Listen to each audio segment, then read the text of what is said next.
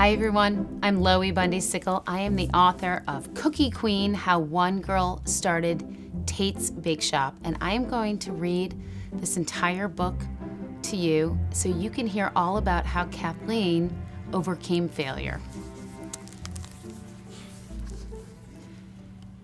It was very early in the morning when Kathleen stepped into the kitchen. Kathleen was only 11. But each morning, she made her own breakfast and packed her own lunch for school. And when her parents worked late, she whipped up dinner for her brothers and sister. Kathleen enjoyed cooking, but more than anything, she loved to bake. On this particular morning, Kathleen mixed the ingredients. Then she scraped the sticky dough into little mounds. Then she dropped them onto the baking tray, and then she put them into the oven for 9 minutes exactly. Ding! They were good, but too puffy and too gooey. Kathleen liked her cookies thin and crispy, but these would have to do for now. Kathleen placed the warm cookies onto a platter and carried them past the chickens scratching for their morning meal, past the cats chasing after a field mouse, past the cows heading into the pasture, down to her family's farm stand. Her father, Tate, was already there, filling wooden shelves with ripe raspberries, juicy blueberries, and crisp beans from their garden. Last night, Kathleen and her father had made a deal. If Kathleen baked cookies and sold them at the farm stand every day that summer, she could keep all the money she earned to buy new clothes for school. "How are Kathleen's cookies today?" her father asked. "Good, I guess," Kathleen sighed, "but not quite right. I believe I can make the best cookie ever." Early the next morning, while the piglets slept soundly in the barn, Kathleen stepped into the kitchen. She started to experiment. A little more baking soda, a little less salt, a lot more sugar. Not quite right. Then, a little more flour, a lot more salt, a little less sugar. Still not right. So she tried again. A little less flour, and again. More chocolate chips, and again.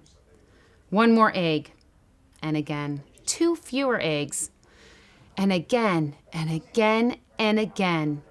Kathleen's cookies were always good, but they were not thin and crispy, and they were not the best cookie ever. Then one day, what haven't I tried? More butter, more salted butter. "How are Kathleen's cookies today?" Tate asked. "Great, just the way I like them. But how do I make them so they're the only cookies people want to buy?" "There's one way to find out," Tate suggested. At every farm stand, the same chocolate chip cookie was for sale. Just as she suspected, small and puffy, or soft and gooey. "What do you think, Kathleen?" Tate asked. "Not as good as mine. And they're also small. I wish they were really, really big." Early the next morning, before the rooster woke the farm, Kathleen stepped into the kitchen. She measured and mixed and added more butter, more salted butter, just like last time. But this time, she also pulled out a big wooden spoon. She dipped it into the sticky dough with a confident smile. Scoop. "How are Kathleen's cookies today?" Tate asked. "Daddy, I did it. These are the best cookies ever." They were thin and crispy, just the way Kathleen had always wanted them to be, and now each cookie was the size of a small plate. But how should she sell them? Fortunately, Tate knew just what to do next. You have to give customers a deal they can't resist, he explained. Tate helped Kathleen place 6 cookies into plastic bags and tie them with pretty ribbons. Then they hung up a sign announcing the arrival of Kathleen's cookies. 6 for 59 cents. Word spread quickly.